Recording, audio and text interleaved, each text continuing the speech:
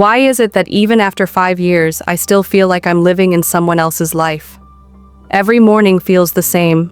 The soft patter of Dan's feet hitting the wooden floor, the distant whirring of the washing machine, Olivia's quiet sketches at the breakfast table, and my own silent routine stitched together with responsibility, but stripped of joy. What really broke inside me when Luis passed away?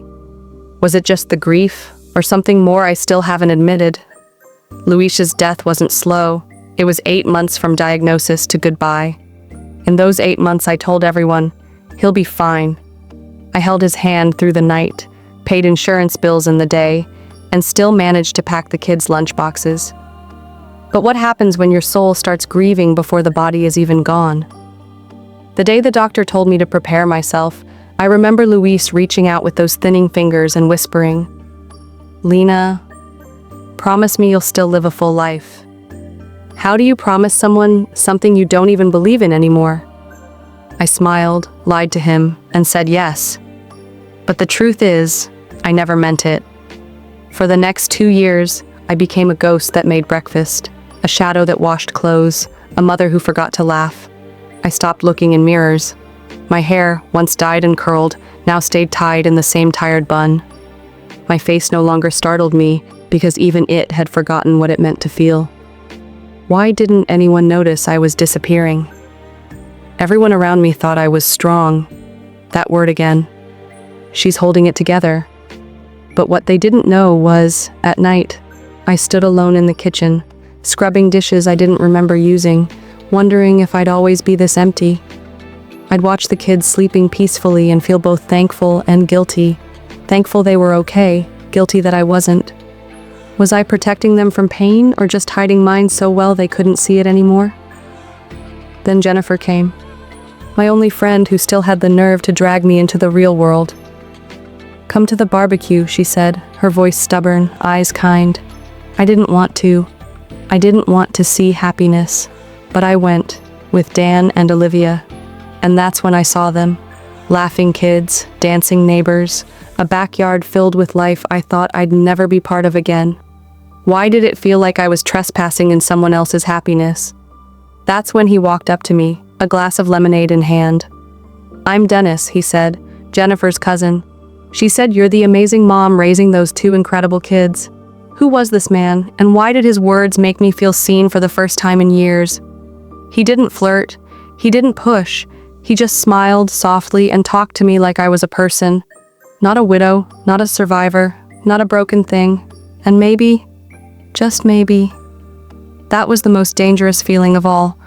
What if the real story didn't end when Luis died, but only just started when Dennis said hello?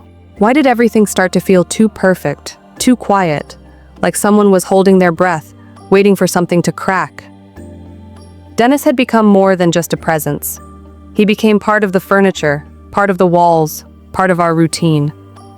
He moved in with a smile, a promise, and peanut butter cookies Dan couldn't stop talking about.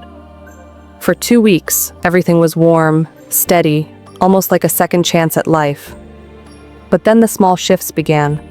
Why did his phone always buzz after midnight? And why would he silence it without even glancing at the screen? I started to notice the tension in his jaw when I casually asked about his work. Details never lined up. Answers came delayed. Dan once told me, with innocent confusion, "I heard Dennis whispering last night," he said, "She's starting to trust me." Who was he talking to, Mom? Was it just work? Or was I missing something buried deeper, something I refused to dig up? At first, I laughed it off. I didn't want to seem paranoid, didn't want to ruin this fragile thing I was rebuilding. But soon, the evidence stopped whispering and started screaming. Receipts from stores I'd never visited, all charged to my card. A silver necklace, Luis's last gift, vanished from my drawer. I searched, then searched again. Nothing. How could things disappear right under my nose in my own home? Then one day, Olivia, who rarely said much, quietly handed me a drawing she'd made. It was of me, standing at the kitchen counter. Behind me stood Dennis, and his eyes weren't kind. What did my 10-year-old see that I didn't? That night I waited. When Dennis returned, I asked him calmly about the money, the necklace, the phone calls. He laughed at first, then his tone changed, eyes narrowing like slits in cold steel. You think anyone else is going to love a broken woman with 2 kids and a dead husband? Who was this man, and how long had he been wearing a mask? The words cut through me like ice, not because they hurt, but because they were true to him. That's who he really was, not the gentle man who built birdhouses with Dan, not the one who painted stars on Olivia's ceiling, but someone who stepped into our grief with intentions I now feared to name. Had he ever loved us? Or were we just a project he thought he could own? I didn't cry in front of him. I simply said, "Get out," packed his things, locked the door. The kids were asleep. The house was still. But my heart beat loud, like a war drum I thought I'd buried long ago. That night, I cried. Not because I missed him, but because I realized I'd finally woken up. Why did it take being betrayed twice to finally reclaim my life? She thought her story ended with heartbreak, but the real twist had just begun. Want to know what happens when Lena fights back, not just for her kids, but for herself? Betrayal was only the beginning.